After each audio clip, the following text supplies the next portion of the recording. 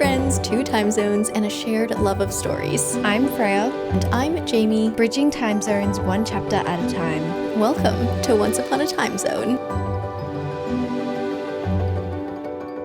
Hi everyone, welcome back to Once Upon a Time Zone. Oh my goodness, you guys, it's us today. It's just us today. The past few weeks have been a whirlwind of incredible podcast episodes interviewing authors that we never thought we'd ever talk to. So oh my gosh. It's been incredible, unbelievable. But it almost feels like we haven't podcasted in a while. It feels like we're coming back from a vacation, even though the author interviews are actually more work than our normal episodes. We just haven't sat down here and chit-chatted for a couple weeks. So that being said, we have so much to catch up on today, it's actually a good thing that we're doing our May reading recap episode, because these are always just chattier type episodes, lots of catch-ups. But yeah, we just have we have things to talk about, even outside the May reading recap. So buckle in. It's going to be a chit-chatty one. So much. Yeah, I was just saying to Jamie, it feels like coming down after, it was so exciting, but honestly, it didn't sink into me. After last week's episode and interviewing Fonda, I literally was just on this cloud of just this isn't reality. What do you mean? For a good few days. And I feel like it's only just sinking in now that we're back to our normal routine. Mm-hmm. How did that happen? I don't know. We just sent an email to Fonda out of the blue, and she was like, sure. We're like, really? You really want to talk to us? Are you sure? Yeah, are you sure? Sure you want to do this? That was incredible. If you haven't listened to that episode, definitely do it. And the Shentao episode. Both of them, so cool. So incredible. Yeah. Okay, let's catch up though. Let's catch up. What have you been up to? Let's do your catch-ups first. My catch-ups and my reading update. Should we do 2 in 1? Oh yeah, current reads. See, I've forgotten how to do this. We've forgotten the structure, guys. Okay, we'll do current reads first. We'll keep it normal. Well, mine's not that surprising because it was the same. We did film last week. It's a little bit later than we usually do, so it's only been a few days in between those episodes. So I am still, of course, reading Rhythm of War by Brandon Sanderson, but I am happy to say that I've kind of hit the 3/4 mark. I'm on page 850 or something, which Amazing. is around about, I think, 3/4.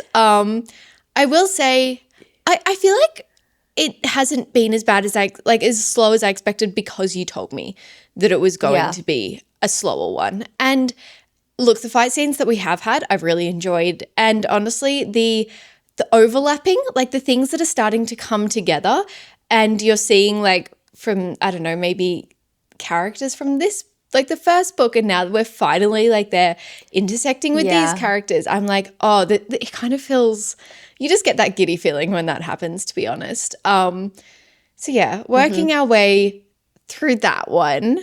And yeah, I'm enjoying it. It's probably not nearly as up there as Oathbringer or Words of Radiance for me, but probably on the same level as Way of Kings. It just feels like a lot of lore to be learning. Yeah. Well, yeah, sounds great that you're not feeling too bogged down with it, because, when I was reading it, everyone knows I was just kind of there's so much information. Do we need to know this? I also feel that's good. Putting myself on a timeline, because I do have to finish it by Thursday, because I've got a friend coming, and I'm I can't be reading that whilst she, if as soon as she comes, I'm not going to be having time to read as much. Yep. So I'm kind of having a deadline, I feel kind of motivates me more.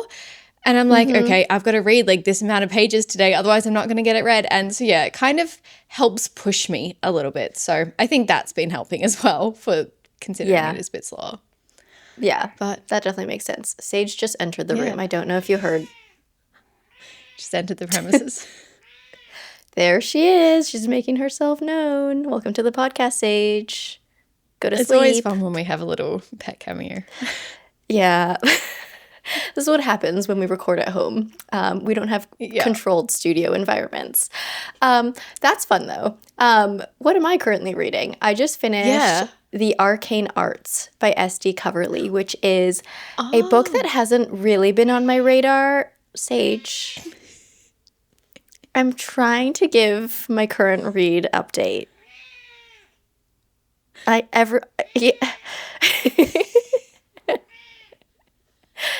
right, guys. So vocal today. Brief intermission. It's because my husband went out on a walk. And so she's like, where is he? Who do I meow at and play with? Yeah. Okay, Sage, you chill? Anyways, yeah, it's a book that wasn't really on my radar, but I'm actually currently doing a video in collaboration with my favorite indie bookstore, Hopeless Romantic Books, which we all know and love at this point because I talk about them so much.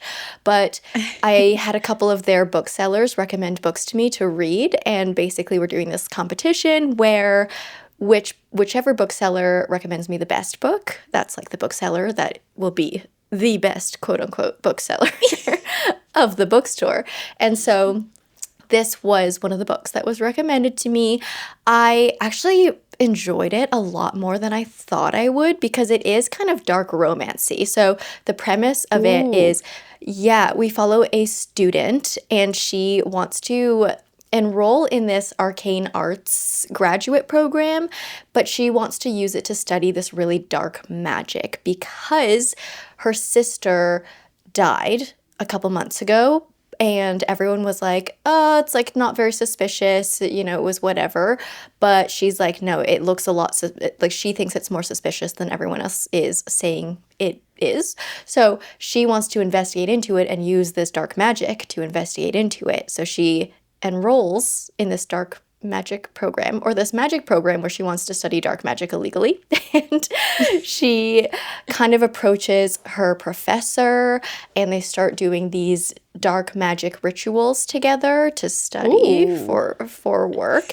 And then it turns into something else. So it is student professor, but it's like graduate student professor. So it's not like an 18-year-old. Yeah. She's like, I think she's like 25 or something. So it's like okay. It's like not it's not as hard to get around. Yeah.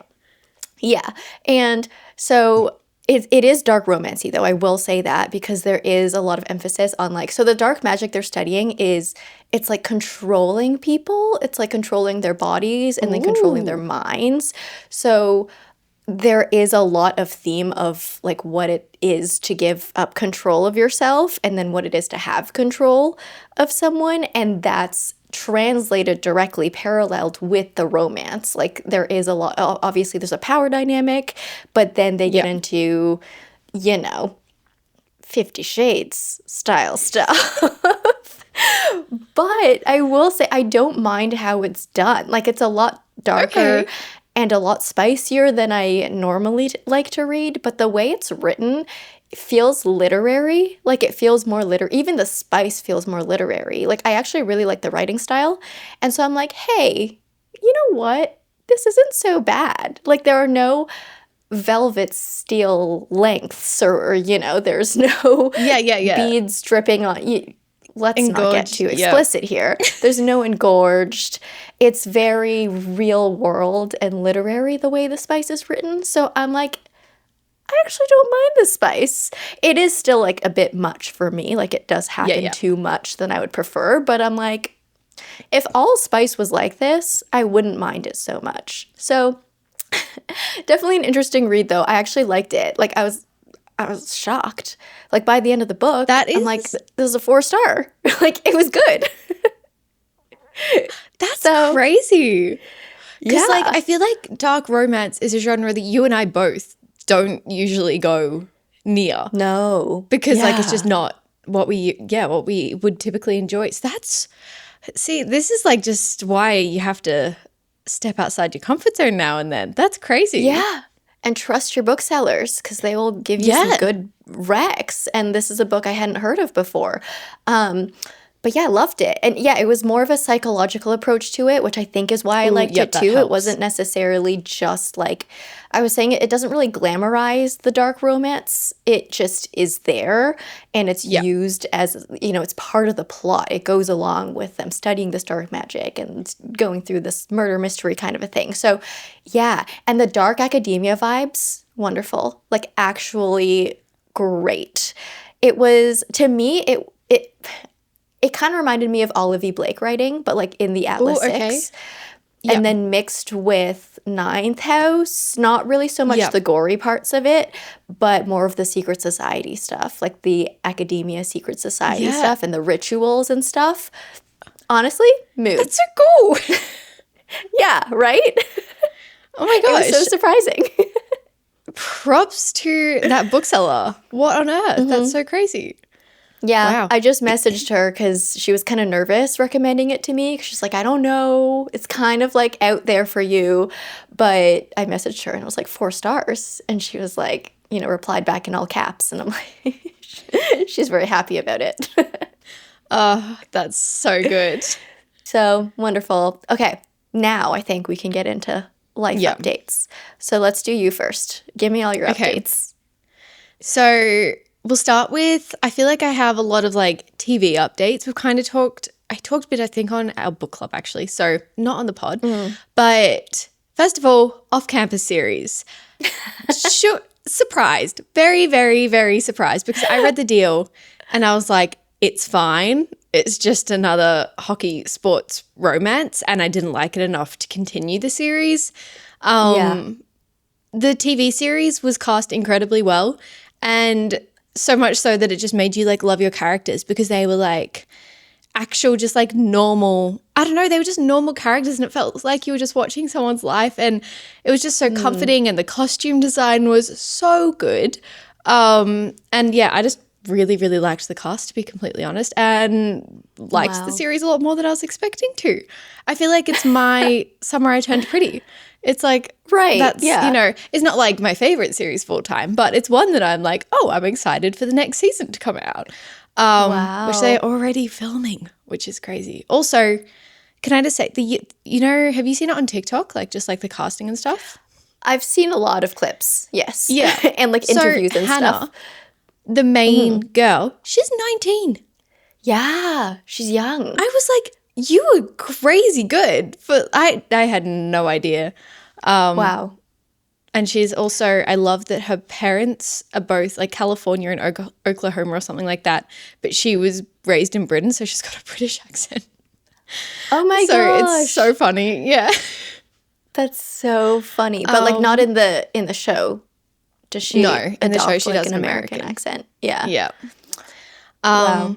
So that was good, a good adaptation. The Boys of Tommen casting announcement also happened, which I feel like everyone was really, including me, I was like, oh, I don't know. But then I went back to when the deal, like the off-campus series was cast, and everyone had the exact same No one liked reaction. them.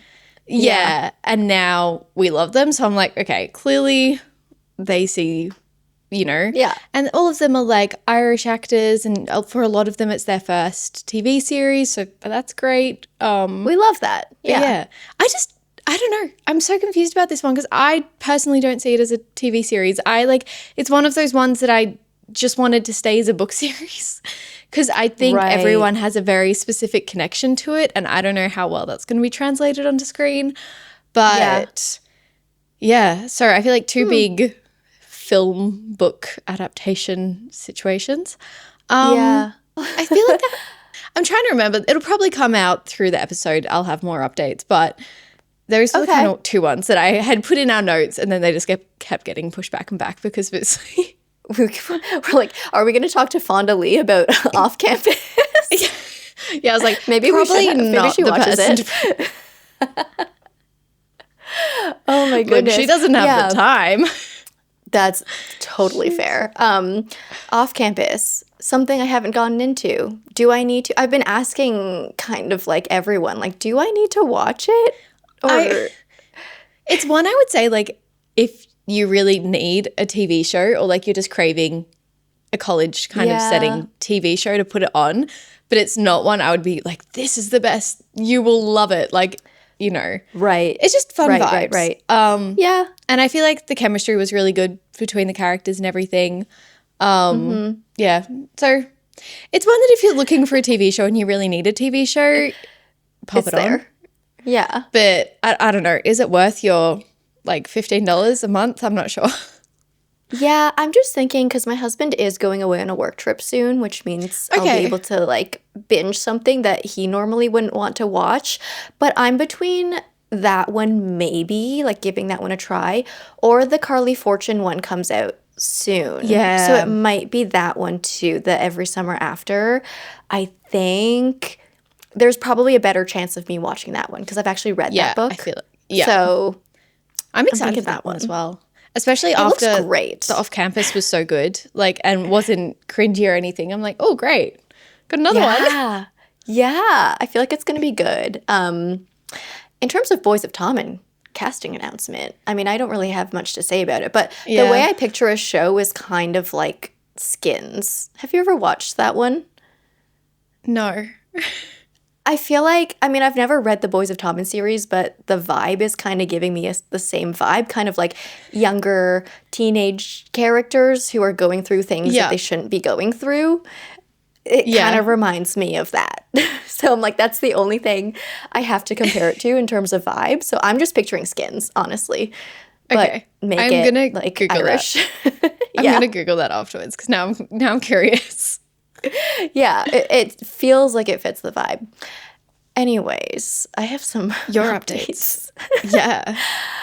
Guys, May was an incredible month. Oh my goodness, so much happened. I met Sarah A. Parker. I'm just going to start with that. Yeah. Because, like, that was so cool. I mean, you guys know, like, we've been waiting for the Ballad of Falling Dragons to come out for years, for a very long time.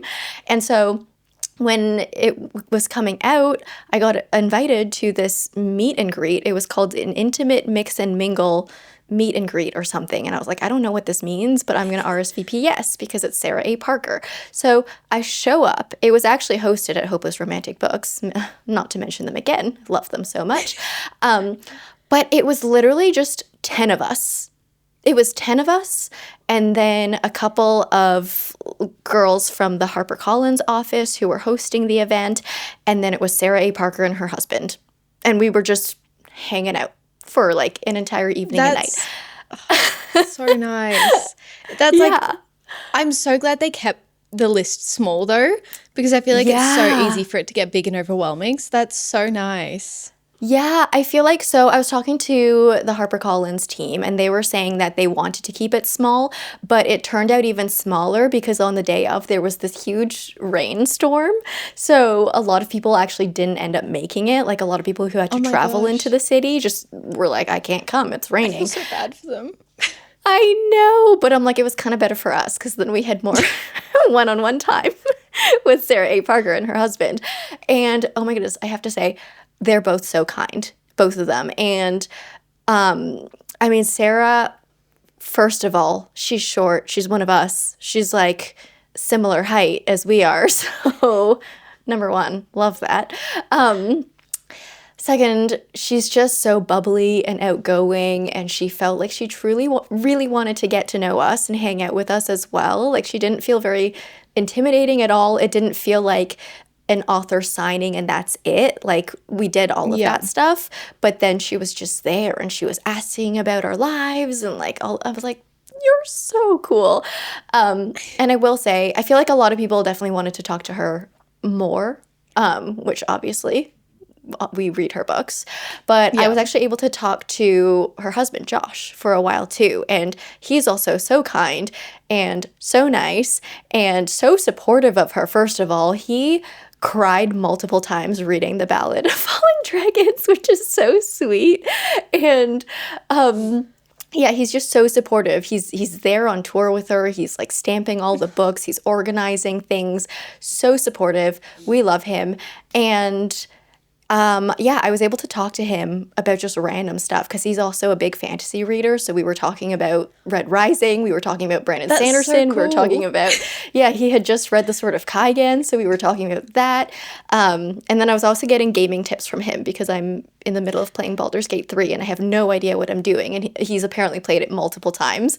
So he was like giving me little tips, and I'm like, okay, this is good. This is good information. So yeah, it was just a wonderful, wonderful evening. Obviously, like I learned a lot about Sarah as well.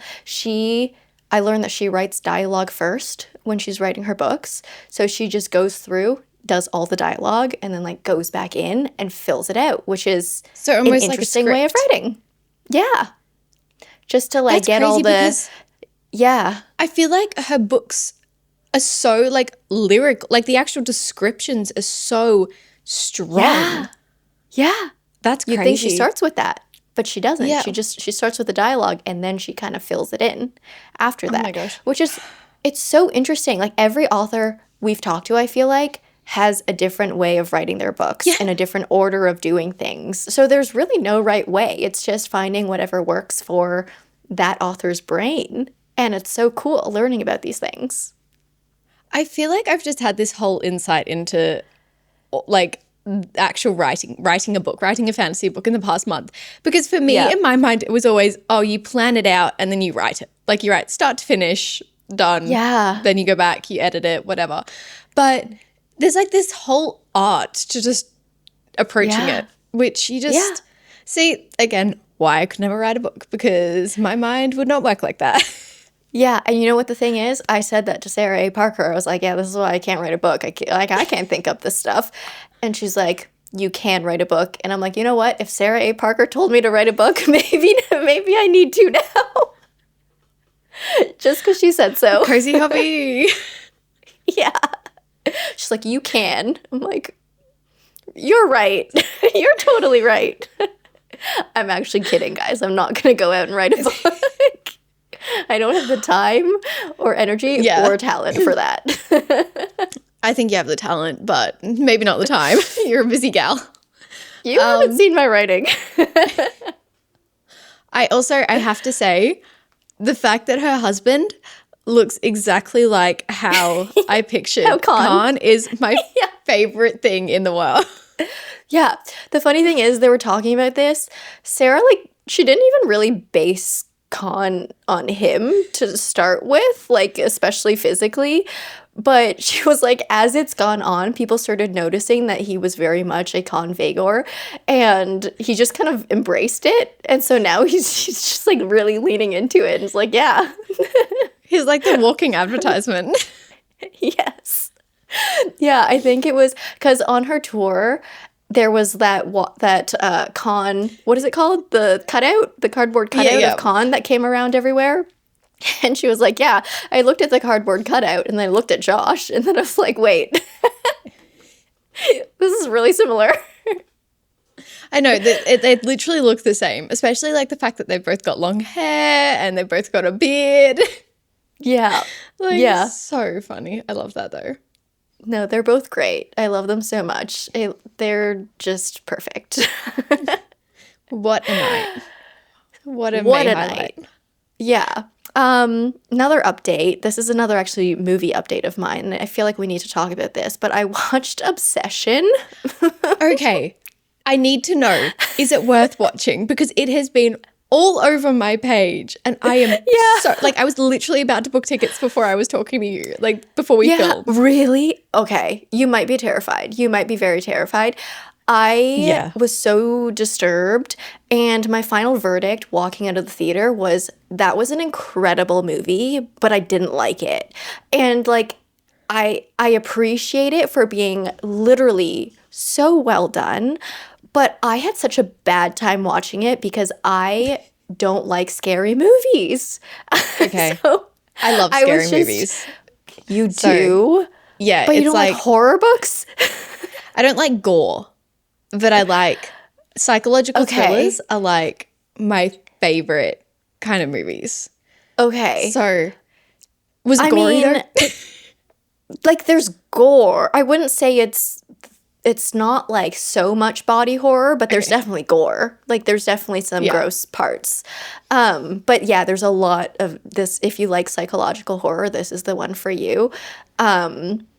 If anyone doesn't know what this movie is about yet, if it hasn't popped up on your feed, it's about a guy and he works with this girl and he has a crush on her and really wants her to like him back, but he doesn't have the courage to actually ask her out. He's really like, he doesn't really think highly of himself. So he gets this wish and he makes this wish on this kind of, it's a toy thing or something. And he wishes that she loves him more than anyone else in the world.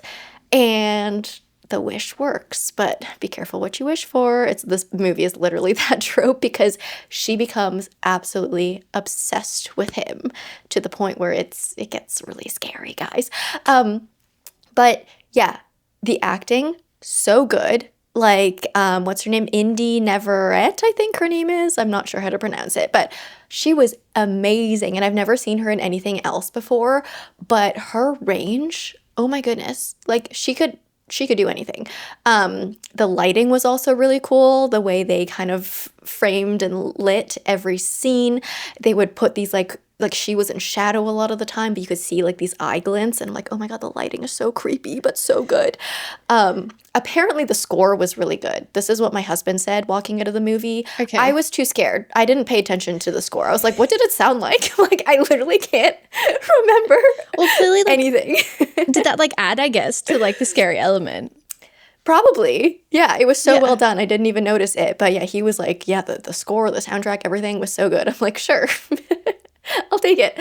And yeah, I really like how this was not just a horror movie just to be horror. There was actually meaning behind everything, and all the social commentary of like their story and the obsession and kind of like her losing her body autonomy in this case, and like, is the main character the villain or is he a victim? And there was just a lot to think about.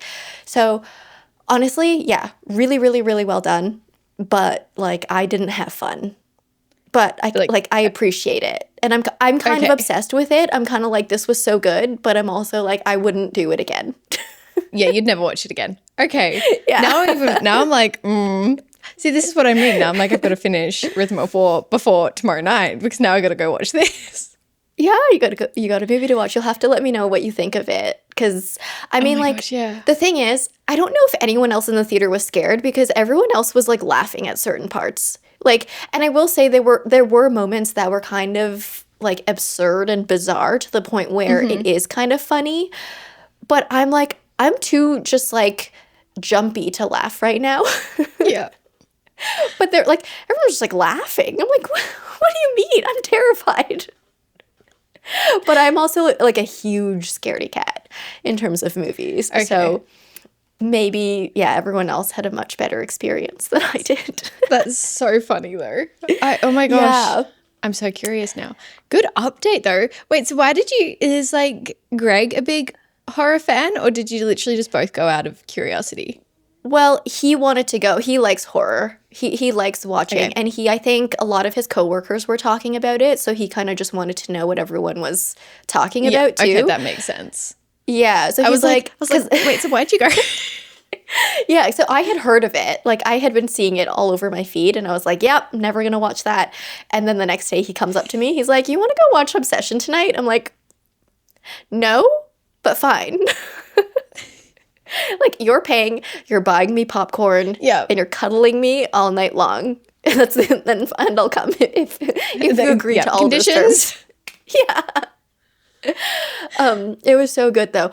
You know what though? I have been hearing speculation, or at least like fan casts of people casting the main actress now as Violet in Fourth Wing for the adaptation. Because now everyone's seeing that she might be a good fit. And honestly, I wouldn't hate it. Okay. Yeah. Her character was not Violet at all, but I feel like just seeing the range of her acting, I'm like, you could do anything. And she's very short. She's like 5 feet or something. Yep. So I'm like, she fits like physically into the yeah, right. But yeah, people are fan casting her as Violet Sorrengail, and I'm like, you know what? I wouldn't be mad. I wouldn't be mad at that. I've also seen, speaking of fan casting, the guy from Off Campus. He's an Australian actor.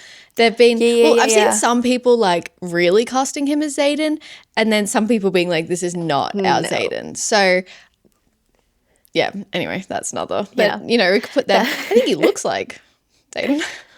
Yeah, I think so. I think he fits Bodhi, but he could be both. Yeah, that's true. Actually. Yeah, just depending on how they make him up, kind of, and dress him and how he acts too. I'm sure makes a big role. Yeah. But anyway, that's a casting announcement for another day. Yeah, we'll see what happens with that. Yeah, exactly. We'll see. Yeah, we'll update, obviously, of course. Yeah. Should we get into actual May wrap up now? Yeah, let's wrap up May. So much to talk about. Okay, what were your highlights? Let's go you first. Okay.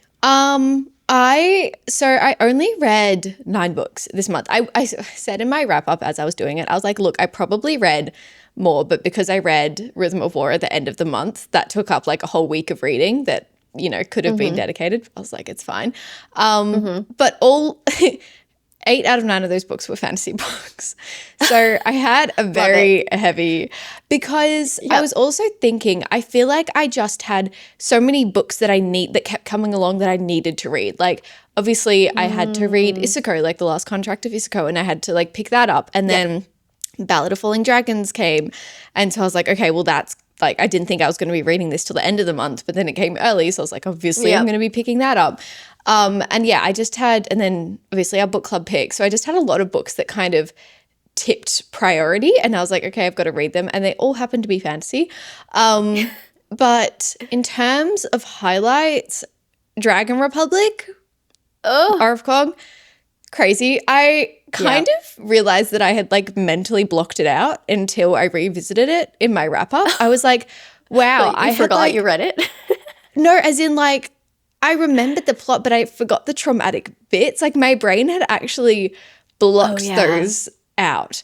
And then I revisited it and it all just came back in like a wave. And I was like, this is a lot. This is a lot of emotions to be dealing with. Mid-wrap up, you're like, oh my goodness. Literally, you can see me just like slowly declining, being like, oh my God, oh my God. But obviously, incredible book. I originally rated this a 4.75 because I hadn't, like, there was this point of separation from the characters that I'm pretty sure my brain had subconsciously implemented. But now I'm like, I kind of almost want to bump up my rating, even though I've already read it. But like revisiting it, I was like, wow, that was like a strong book. So yeah, I'm kind of considering that. Yeah, I think it is. So yeah, I might just do a little note in my wrap up in the like comments, pin it, and so guys, I changed my mind. They're a really good reading month. I didn't have very many. I had a lot of like 4.25, 4.5 stars. Ballad of Falling Dragons lived up to my expectations. I was so nervous, but I feel like I always appreciate it when the author takes more time and will push back the date to make sure it's like as best that they can produce. Right. And I feel like that definitely, I don't know, it came through for me. I was like, there's a lot of detail in this. There's a lot of thought that's been put into this. And I especially loved the ending. Like the last, 150 pages, so good. And like so just good. The pace, it like suddenly skyrocketed. And I was like, I can't put this down. Like I've got to read this all right now. So I was so happy with that. That was definitely a massive highlight for me. And then I obviously loved The Last Contract of Isako. I loved that so much more than I was expecting to. I don't know why I wasn't. I think because I just picked it up spur of the moment. So I didn't really have that many expectations going into it. And then I was just like, this is ridiculously good. My only complaint is I wanted more. I was like, this is such a rich, detailed world. How am I supposed to just read a standalone and then let it go? Like, that was me too. But it was so interesting talking to Fonda and her being like, I purposefully only made it this rich. Like I could have made it more, like, but I secluded it to this like planet and everything. And I was like, make it more. Like we want more. That was like my only complaint with that. And then obviously read Dawnshard and I'm continuing Stormlight. So I feel like a successful reading month. Just a lot of like heavy reads, a lot of like intense fantasy reads. And I was like, going into next month, I definitely want to switch up the genres a little bit. I'm craving a little bit of everything. I feel like I need a little bit of a break from fantasy. So yeah, a good month. And I feel like as well, they were all like fantasy. There wasn't very many romantic, like lighthearted fantasies going on. They were all pretty intense, pretty involved. Fantasies. So like Ballad of Fallen Dragons was probably, and like When the Moon Hatched, probably the lightest ones. Yeah. So yeah. But yeah, what are your reading highlights? Okay. I mean, yeah, a lot of my book-ish highlights, I want to say, were just, like all of these events. I got a Kobo, which I'm so excited about. Actually, can you please quickly update me on how, because I've been like tempted to get a Kobo for a while now, mainly because of the pen. I love the pen. Oh my goodness. So I never thought I was going to be a lover of annotating. Let me tell you something. This pen is going to turn me into an annotator because I will never mark up a book. Like it goes against all of my natural instincts. But I'm like, with a Kobo and with an ebook, like there's no stakes involved. Like it's just a digital file. And this pen, oh my goodness, it works so well. You can also choose the colors of your pen, the colors of your highlighter, the thickness of everything. So you can highlight, you can doodle, you can write notes within the pages. So good. I actually, when I was reading Mark of the Warrior, my e-arc of that one, I started it on my Kindle because I didn't have my Kobo yet. And then I went to this Kobo event, got a Kobo from there, and then I transferred it over to my Kobo and finished reading it on my Kobo. And I actually did some like annotating and highlighting of it. And like, it made me realize how much I love words, which I said in my reading vlog where I got my Kobo. But I'm like, wait, I love words. And this is something I've, obviously I've known and should have known. But just when you put the words back into the forefront and physically highlight them and point them out, it's like, wait, words are so powerful. Yeah. Me as a reader who reads so much, I'm like, wait, I love words. Finally realized it. I can't wait for you to do a reread and annotate a reread, because that's when a book will hit like the hardest for me, because you'll see all like oh my gosh, I can't think of the word, Easter eggs, like at the beginning of the book that it's going to get later in the series or something. And I feel like when you can annotate that, it's like the best feeling. Oh my goodness. I would recommend everyone get a Kobo. I'm on Team Kobo now. I still have some books I have on my Kindle, so I'll be switching back and forth. But like my Kobo is my favorite. It's also the Kobo Libra color. So it has like all the color stuff. And I'm like, this is so cool. I can see like the book cover in color, which is amazing. And also obviously I can highlight in color, which is so fun. But I'm obsessed. And now I can use Libby to connect with it, which is so cool. Because I can't do that on Kindle. Yeah. I struggle with that. I have to read my Libby books on my iPad. And like it's fine. Like I'm not too against it. Like it's fine. But it's just a bit big. Like I do prefer a handheld kind of Kindle situation. And okay, that's good to hear though, that you've been liking the Kobo. Yeah. Would highly recommend. Anyways, in terms of actual books I read, so it was also a good month for me catching up on series. So I did finish the Stormlight Archive. Well, finish, quote unquote. Yeah, we thought. We all know how that went, but I'm caught up, let's say. Also finished The Infernal Devices. Also read the entire Remnant Chronicles trilogy. This is a crazy series month. I know. I guess with both of us, it was just like fantasy series after series. Finished the Breathmark duology because I did get the Mark of the Warrior arc, which I didn't plan on getting till later this year when it came out. So that was a nice surprise. And I made a lot of good progress in Dungeon Crawler Carl. So I'm on book 4 now, which is like, I don't even know if I like the series yet, but I'm on book 4. So that's great. We did just chat about this in our book club. Yeah. Oh, speaking of book club, we completely skipped over our announcement of our June book club read. So, oops. We're reading This Kingdom Will Not Kill Me by Alona Andrews, which is a high fantasy that we're both really excited to read in June. So, if you guys want to join, Patreon's always there, no pressure. Back to highlights. What else did I like? I liked The Good Parts by Evan Normandin, which is a book that I've been kind of talking about a lot on this pod, kind of anticipating reading it. This is the memory loss romance, and it lived up. I loved it so much. It actually read more like fiction to me over an actual romance, which honestly worked even better for me. So yeah, absolutely loved it. Everyone go check it out. Comes out in July. And then I read The Burning Side by Sarah Damoff, which was you're so brave. Oh my goodness. It was a 5-star. It was a full 5-star. It was so good. It did make me cry though, so be aware. Be warned. It's quite emotional. Okay, if it made I was telling Jamie I do have a few weird comparisons to this book. One of them being like we did have a house fire and stuff ages ago when I was young. But so I was like and then my grandma, she also has Alzheimer's. So I was like, there's a weird few comparisons in this book. So I am like, but also part of me is like, I'm terrified to read this. I'm going to be a bawling mess over this. And then part of me is like, I kind of want to read it even more because I have those emotional ties. And that rarely happens for me with books. I feel like I rarely have emotional ties to books. So I think I want to get to this one this month. I'm just like terrified.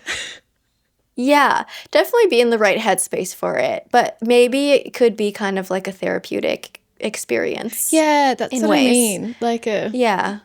I think I'm okay. I'm in a good headspace. I think you're feeling okay. Yeah. Do we need to check up on you? Since the Dragon Republic, haven't had as many emotional reads, so I feel like I'm okay. Yeah. You've built back up. Yeah, exactly. Yeah, that was beautiful. So well done. It was even better than The Bright Years. Like, she just keeps getting better and better and better. Like, it's incredible. But I talk more about that in my wrap up on my channel. So I'm not going to get too deep into that here because I could talk about it for a very long time. And I don't know if we have that much time. Yeah, true. And then, apart from that, seeing Fonda Lee at her book tour and then interviewing her a few weeks later. Like, little old me a few weeks ago going to her book tour had no idea that I would have almost like a 1-on-1 or like a 2-on-1 with her in a few weeks. A little innocent, naive little me. And then, meeting Sarah A. Parker. Yeah, getting a Kobo. It was just a really exciting month. Just a crazy month, honestly. So many. Like, how can June top that off? Like, I don't think it can. I think that was just like the highlight of my year. Maybe we'll just embrace slowness in June. We'll just embrace like downtime. Yeah. Little rest and relaxation. Okay. What were your lows? Okay, because I didn't read very many books, I feel like I didn't have too many lows. I feel like the only thing that was kind of interesting, and I was looking at my comments actually of my reading vlog of when I read My Husband's Wife, and I was kind of like, yeah, this was good, but it was nothing incredible. Like, I was kind of like, I saw some of the plot twists coming, wasn't the best. And then I was talking to somebody in my comments and they were saying they had the exact same experience with rock, paper, scissors. And I was like, wait, there are a lot of like similarities between these two. So I feel like it depends which one you read first. You'll probably have a better experience with. And for me, obviously, I read rock, paper, scissors first because it was like, I don't think My Husband's Wife was even out when I read rock, paper, scissors. And there are a lot of similarities between that. It also felt like a very logical thriller. Like, I feel like if you paid attention, like really close attention, by, I don't know, the 2/3 mark, you could probably start to piece the puzzle together. And that's, I feel like rock, paper, scissors blew it out of the park for me. But also once you start reading a thriller author over and over again, you do start to see, obviously, like that's no fault to theirs, obviously. Like you just reading a lot of their books because you love their work. But there is usually a typical plot progression that they follow. And I noticed that with Freida McFadden as well. So I think, it's just, it was a good book, but I think I had really high expectations going into it, but I was like, you know what? If I read this without reading Rock, Paper, Scissors, I probably would have been blown away by it. So Yeah. Which is funny because Rock, Paper, Scissors was my second one. And that was kind of how my experience was like, I like My Husband's Wife better. And Rock, Paper, Scissors, like, although I didn't guess entirely what happened, I was texting you, I remember. I was like, yeah, I knew all the pieces that were going to make up the plot twist. I just, like, didn't make the last final step in connecting them. But I'm like, I know this is weird. I know this is weird. I know this is weird. And I was, like, right on everything.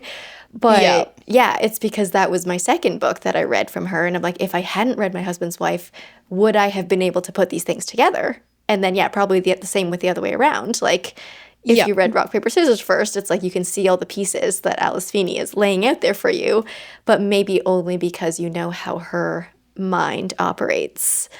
So that's funny. That's, I thought it was a really good point.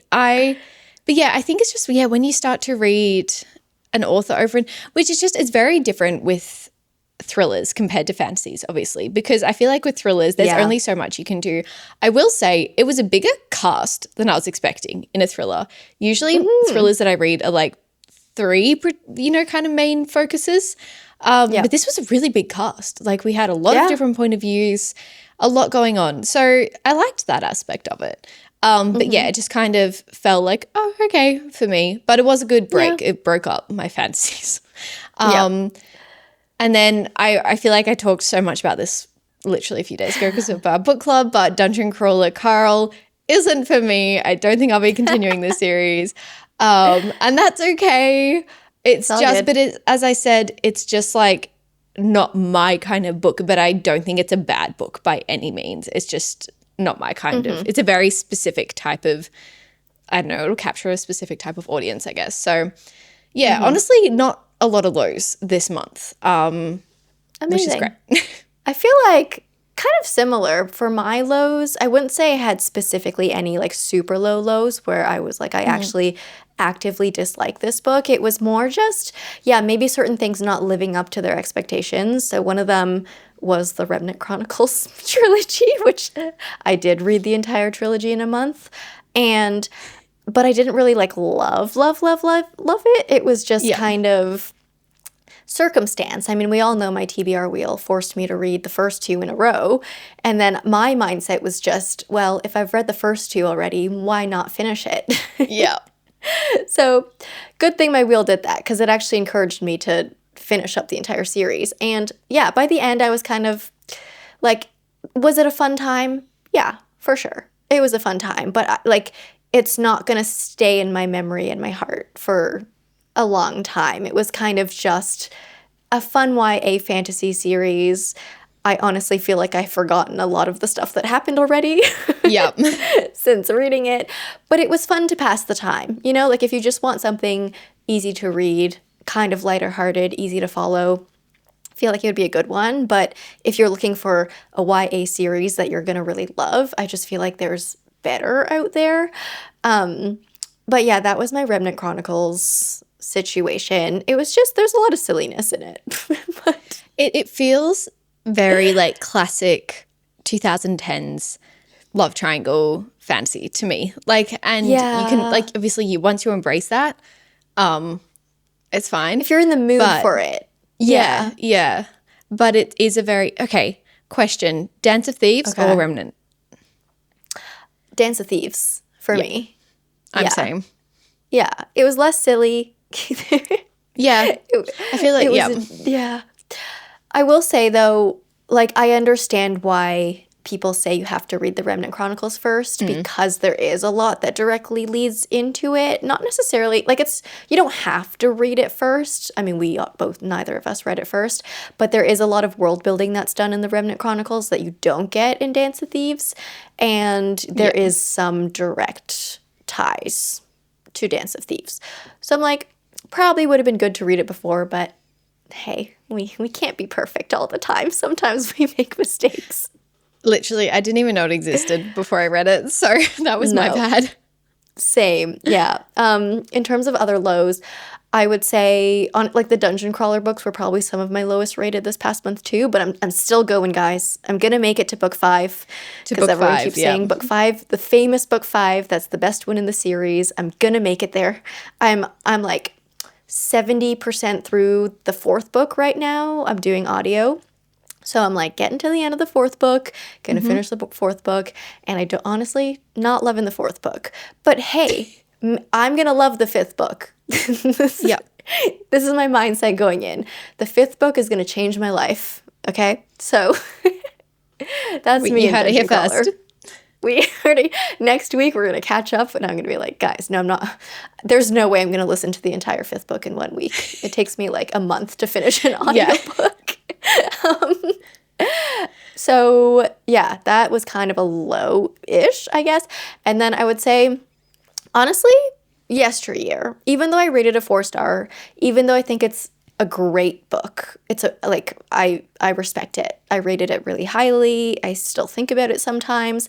It just didn't live up to my expectations, I think. So I feel slightly just upset about it because I thought it was going to be a god tier book. And it wasn't, and that's just putting unfair expectations on a book. Like, I know, if I just picked it up without any preconceived notions of how I was going to feel about it, you know, it's still a 4-star. I'd be like, yeah, this was a great book, would recommend it always. But because I was, like, building it up to be the best read of the year, it just wasn't that for me. But it was good. It was good. I just think it followed a little bit too much of the thriller side, like the thriller mystery side of the story, where I wanted more of the social commentary.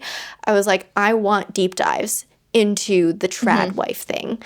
And we didn't really get that. We got deep dives into, I would say, what it is to be an influencer. We got deep dives into religion, I would say. A lot of that was well done.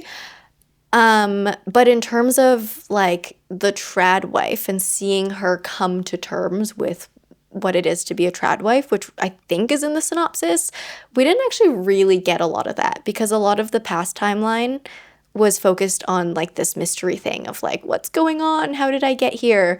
And we didn't actually get a lot of the like coming to terms part. So I think it just disappointed me in that way. But in terms of the direction it did go in, it did it very well. But I just felt like I was missing something because I expected something else. But it was still a good book. It's really hard when there's like such, like, because this is a book that I haven't seen a book get this much hype in a long time. I feel like because it's very appealing to every kind of reader. Like every reader is intrigued in this. And so I haven't seen a book get this kind of hype for a while. And obviously that does like put such unfair expectations on it. Like I have expectations. That's going to be my next read, but I have like unfair expectations going into it. Well, I'm trying not to. I'm trying to go in with an open mind, but you know, just when you see this amount of reviews and just people saying, like I always get the comment of I was left staring at the wall and I didn't stop thinking about it for days after. So that's kind of my one expectation. I'm like, I hope I'm left a little bit baffled or like it's a thought-provoking kind of book. That's what I'm hoping for. That's my expectation. Yeah, it did do that for me. So that's a good sign. It definitely, like at the end of it, I was like, whoa, like what did I just read? Okay. Kind of a thing. So yeah, I mean, it's not a bad book at all. So I feel weird putting it in my lows because I'm like, it's actually a really great book and I rated it so high, but it was just like a little disappointing. If that makes sense. Yeah, can't wait to hear your thoughts about it though. Maybe we'll have to catch up in next week's pod. I'll do next week. I'm sure I will have finished it by next week because it seems like a very quick read. So yeah. Speaking of, let's do looking forward to. So what are you looking forward to in June? As I kind of said before, looking forward to reading more genres. I am very much feeling drawn to like contemporary romances at the moment. I'm not exactly sure why, but I feel like I need that lightheartedness with a little bit of emotional depth, but I just need that like some fun reads to kind of just pass the time, not be like psychoanalyzing them and being like, oh, what does this thing mean? Which I feel like is what I'm doing in Rhythm of War as much as it is a lore kind of book. That does mean like I'm like, oh, okay, so this might have importance later on. Or, oh, this is what that meant. So I'm kind of just wanting to read books that I can switch my mind off for a little bit and just get some books read. Like, I really want to stack up my June reading, to be honest. So some of those books, obviously Yesteryear. I got sent a book recently called Honey by Imani Thompson. It's like this, if you, damn, I don't have it with me here. I was going to show you the cover, but it's like this very, it's like a bee on a pink background, and it's a very kind of intriguing cover. Yeah. But apparently it's like a psychological thriller, but romance. It's like a bit of a genre bending kind of book. And I've been seeing a few people say that it's like a very addictive read. So I'm curious about that one. I love a bit of a genre bending book. I obviously have The Someday Garden, which I'm really looking forward to reading just for the vibes purely. Yeah, I feel like I just have a really, Phoebe Berman's going to lose it. So I'm sure you guys have seen, but I did like Booktubers Choose my TBR, and Lottie recommended that book, and she was like, I think anyone would just have the best time with it. And reading the synopsis is just, it's so funny. It's like basically about a 30-year-old girl who still hasn't lost her virginity, and she's like, I need to lose it. And so she like starts dating, and she just like changes her dating life. And it just sounds like it kind of is giving 2000s chick flick vibes, like, you know, How to Lose a Guy in 10 Days kind of thing. Like that just sounds really exciting for me. So I'm really looking forward to picking up that one as well. And I know it's winter, and I probably like, it's the opposite kind of books I'm craving. It's fine. We're going to go with it. I feel like May was a very full autumny reading month, and I'm like, I've had enough heavy. You're ready dark for a break. Kind of, I need some fun ones. So I'm just kind of reaching towards some lighthearted books, I guess. And I've got a good TBR ahead, so I'm excited. But what are you looking forward to? I feel like you read a bit of everything this month, so.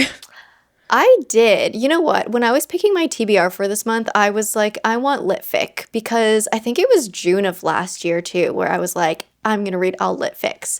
And my TBR jar didn't really give me the prompts to do so. So I did see that. I was like, okay, I guess not. Whatever. But I mean, I only pick 5 books on my TBR on purpose, so I do have the wiggle room to pick up other books. But yeah, I'm kind of feeling like I'm in a lit fic kind of a mood. Actually, not lit fic, but I am excited for the Phoebe Berman book as well. I actually just ordered it in my Book of the Month box for June, which was, I was so excited to see it as an add-on for Book of the Month this month. But I don't know. I'm excited for summer outdoor reading weather, which I've already been doing. I've been bringing out the picnic blanket, bringing out a book, some snacks, and I've been soaking up the sun. I feel like a plant. It's been absolutely wonderful. Yeah, I want to do lit fics. There's, what is it called?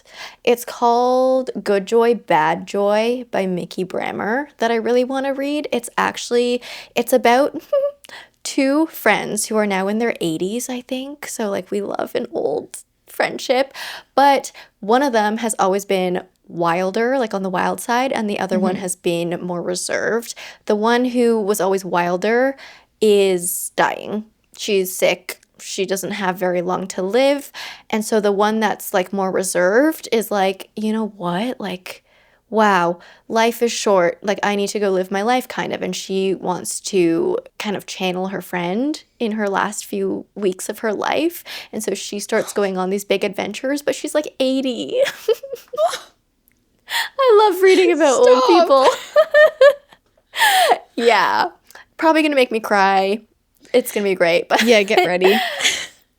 I'm really excited to read that one. I really want to read that this month. And then I have some amazing arcs lined up. So I did get the new Anne Liang, which if you guys know me and my obsession with A Song to Drown Rivers, you know I'm excited because this one is another like mythological fantasy from her. So this one is called To Dream in Darkness, and I've been internally begging Anne Liang to release like another one of these mythological type of historical fantasy romance stories, and she's done it. And so I have the arc of this one, and I'm so excited to read it. I think this one's about 2 gods. One of them's like the god of healing, one of them's the god of death. And yeah, that's kind of all I want to know. That's kind of all I need to know. Cool enough. Yeah. Intriguing enough as it is. Yeah. But I'm excited about that. I did get Mark of the Warrior, which I did already read. And then I got Thoroughbreds by Ellen Hilderbrand and Shelby Cunningham. Ooh. So that's the next one in the Academy series by them. So I'm excited to read that one too. I will say though, sad, I applied on NetGalley to get the Vicious e-arc by V.E. Schwab, and I got rejected. Oh, don't worry. I've been rejected on NetGalley before. It's rough. I'm like, do you know how much I talk about V.E. Schwab, guys? Like one of her main advertisement points. Literally. I mean, it's definitely one of those things that, like, I was probably just really late in requesting it. Yeah. And it's one of those books that was probably so highly requested that they literally couldn't even go through everyone to be like, you get one, like, I just didn't make the cut. So kind of upset about that, but maybe I'll just have to wait until it comes out and buy it like a normal person. I hate when that happens. Yeah, I hate being, no, it's like, good. It a brings reader. it brings you back to like reality a little bit. Yeah. But I did get some cool arcs. I missed out on Vicious. It's okay. Yeah. It's okay, guys. Anyways, speaking of, we're running out of time. Should Should we we rapid fire releases? Yeah, rapid fire releases. Let's do it. Okay. Well, actually, speaking of getting rejected from arcs, this is one that I was rejected from. I know. Again, and I was like, do you know how much I talk about Lynette Noni? I was like, I am her biggest fan. But yeah, Shadow Reaper by Lynette Noni comes out today, actually, for me, but tomorrow for you, June 2nd. Wow. Actually, don't know when I'm going to get to this one, to be completely honest, because I feel like I have so many books that I want to get to. So maybe later in the month I'll end up reading it. But it is basically a new, I believe it's the start of a series, a new YA fantasy, and it's set in a city that has been plagued by like a deadly mist, essentially. Ooh. And there are like these Reaper characters, and they like, I don't know, I'm not exactly sure what they do. It said like they steal magic from innocent children. So I'm kind of confused on the whole setting of it, but it sounds very atmospheric, and we are following Viri, who is a 17-year-old Reaper hunter and has a history with the Reapers because their leader, the Reaper priest, was the one who murdered her presence. So we've got a bit parents. We've got her presence. I know, we've got a bit of a revenge arc going on, and I think she sets out to avenge her parents. So I think it'll be good. I haven't seen any. I've seen some people get the arc. Not sour about it at all. Yeah, no, it's so fine. But I haven't seen too many people review it as of yet. Like, they haven't actually read it. Right. Yeah. I mean, not sour. I didn't Don't worry.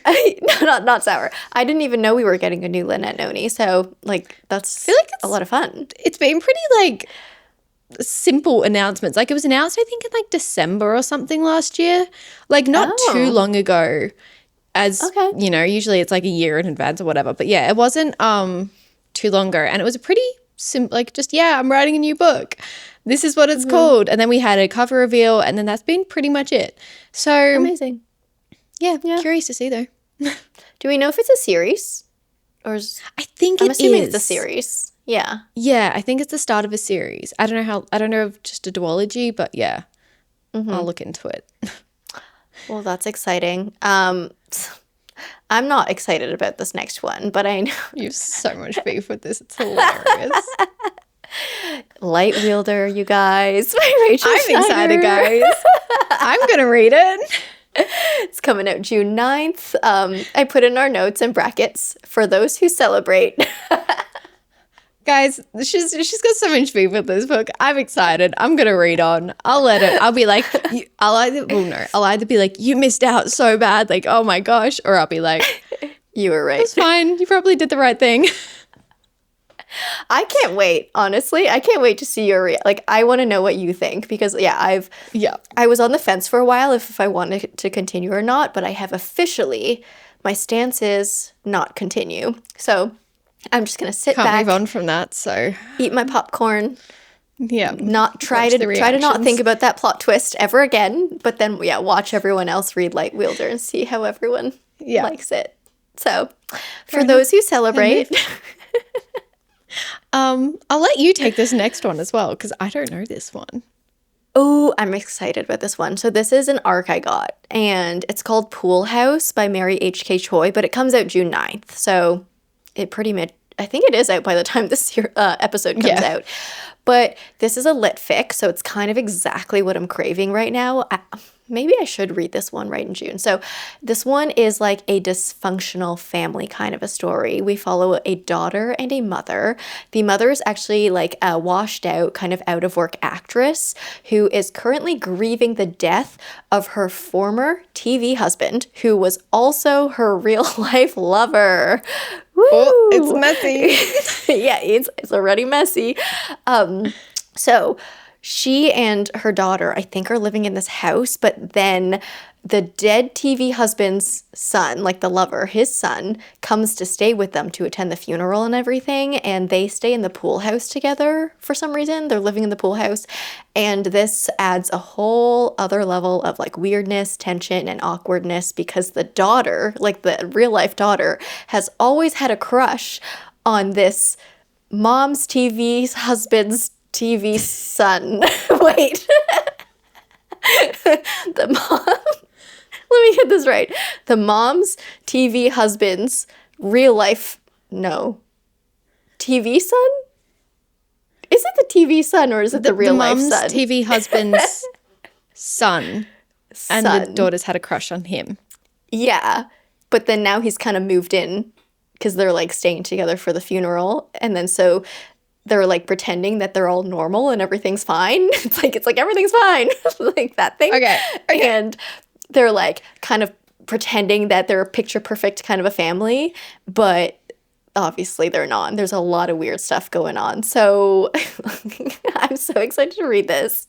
It sounds so messy. That sounds, I thought you were going to say the mum has a crush on the TV, her husband's TV husband's son. And I was like, ew. But no, the that's daughter. That's another that level of messy. Yeah, no, that's a good level though. The daughter having a crush. A healthy level of mess. Yeah. So yeah, that's June 9th, but I'm excited to read it. That's exciting. We also have, which I mentioned earlier, The Someday Garden by Ashley Poston coming out on June 16th. Basically, it gives me Secret Garden vibes, to be completely honest. It is about a head gardener who stumbles upon a secret garden at the enchanting Lilymore House, which is the cutest name for a house ever. Love it. And I think it's like a Grumpy Sunshine kind of romance. I think our main protagonist, does she have like, obviously you've read it, bit of a conflicting, she doesn't know whether to go for the grumpy magical man in the garden or the real life men in the Lilymore Manor. There's a little bit of that. It's not like overbearing though. It's not like overbearing love triangle. It's just like there's a little bit of that goes on. Okay. But it's like it's over before you know it kind of a thing. Okay, great. It just sounds really like springy and summery and it is fun. Whimsy. It's very, very comforting. We love it. Okay, next one. On June 30th, we have The River She Became by Emily Varga. This is a romantasy about a scholar who catalogs fae relics of her conquered kingdom, and she needs to like reclaim these artifacts. I don't exactly know what that means, but I will when I read the book, to try and restore magic to her dying land. And the way this author has described this book is, or the main character is like a librarian who doesn't know how to actually fight and stuff. So she actually has to use her wits to get around things. And I'm like, we need more of those characters. And I love it. Fun story, Emily Varga, the author, is actually friends with Sarah Magal-Rana, author of Dawn of the Firebird, who like we've had on the podcast and I've been able to, I don't know, become friends with her. And they actually have their own podcast together, which is really fun. But yeah, that's who this author is. So and that's kind of how I heard about this. Partner. Yeah. That's so cool. Yeah. So it sounds like a really fun book. I've never read any of Emily's books before, but I've heard the other ones are good as well. She has written some in the past.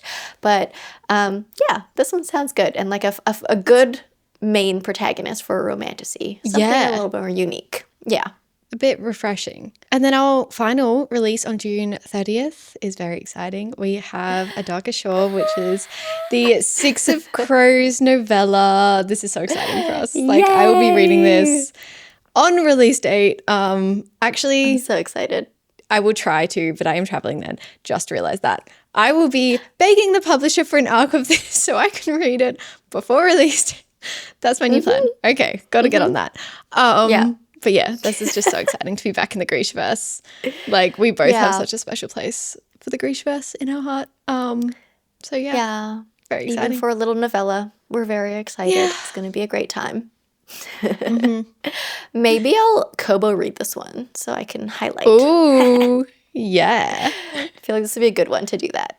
All right, you guys, that was a big catch-up episode, very much needed. Hope you enjoyed the recap. Hope you enjoyed our little catch-ups. What else do we have to say? Nothing. I think we've said everything. Yeah. We've already talked for an hour. Yeah. Everyone, hope you enjoyed this one. If you're still here listening to the end, thanks for listening, wherever you are in the world or whatever time zone you're in. Until next time, stay comfy and keep reading. Don't forget to subscribe and follow us on socials for more bookish content. Bye. See you next week.